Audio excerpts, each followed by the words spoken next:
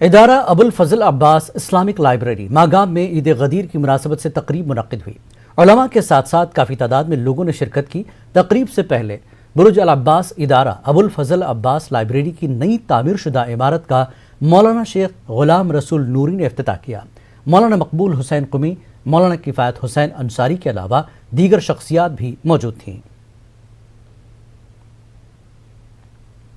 جن پیغمبر اسلام صلی اللہ علیہ وآلہ وسلم نے اپنے بعد اسلام کی حفاظت و دین کی حفاظت کا انتظام کرنے کے لیے میدان غدیر میں مولا علی علیہ السلام کو اپنے ہاتھوں پر اٹھایا اور فرمایا من کن مولا فہذا علی مولا، یعنی کہ یہ دین زندہ ہے، اس کے محافظ بھی زندہ ہیں۔ اگرچہ میں پردے میں جا رہا ہوں، پیغمبر نے فرمایا، لیکن میرے بعد بھی دین چلتا رہے گا، دین کی حفاظت ہوتی رہے گی۔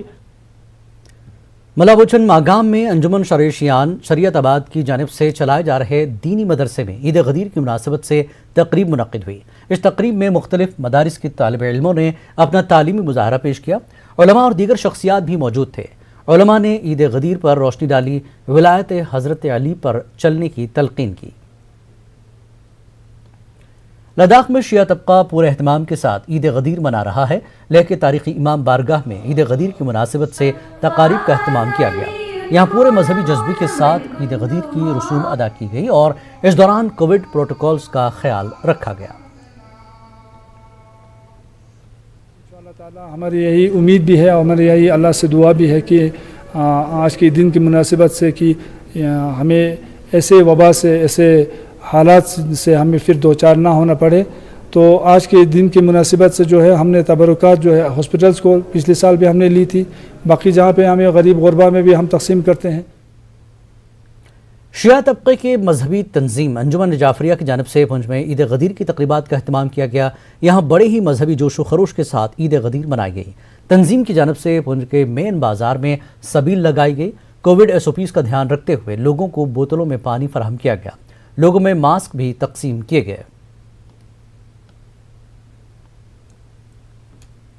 کپواڑہ ضلع کے زانگلی کاشیرہ میں صوفی بزرگ حضرت مولانا مولوی محمد اوسی رحمۃ اللہ علیہ کا سالانہ عرس عقیدت و احترام کے ساتھ منایا گیا۔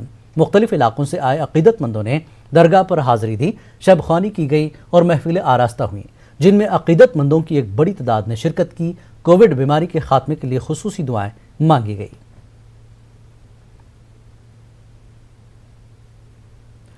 کشمیر کے ڈائریکٹر اکاؤنٹس اینڈ ٹریجریز شاہین محمد اشرف نے ضلع کپواڑہ کا دورہ کر کے محکمے کے افسران کے ساتھ میٹنگ منعقد کی۔ انہوں نے افسران کو ہدایت دی کہ لوگوں کو بنا تاخیر کے رقومات دستیاب ہونے چاہیے اور کسی بھی محکمے کی فائلیں التوا میں نہیں رہنی چاہیے۔ شاہین محمد نے کہا کہ محکمے میں کرپشن کی کوئی گنجائش نہیں ہے۔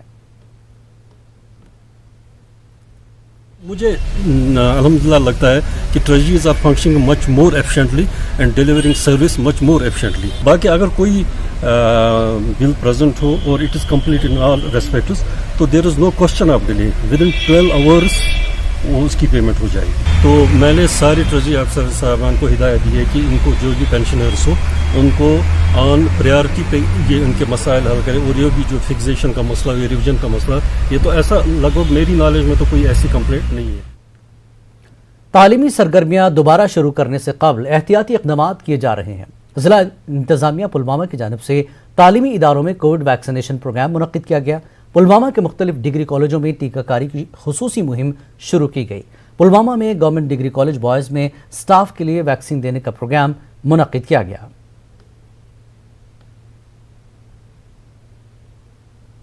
جو ہمارا سٹارٹ ہوا ہے ان میں ہمیں کوئی دقت نہیں ہوئی ہے، کیونکہ یہ سب سمجھدار لوگ ہیں، اچھے پڑھے لکھے لوگ ہیں، ان کو ہمیں سمجھانا نہیں پڑا، تو ہمیں آج ریسپانس بہت اچھا مل رہا ہے۔ کچھ دنوں میں اس کو ہم ایکسٹینڈ کر رہے ہیں بچوں کے لیے بھی، تو انشاءاللہ جو اگلا ہفتہ یا اس سے بعد کچھ ٹائم میں کالج کھلنے سے پہلے ہی ہم کوشش کریں گے جو کالج کے اسٹوڈنٹ ہیں ان کو بھی ہم یہاں پر آنے کے لیے کہیں گے تاکہ ان کی بھی ویکسینیشن ہو۔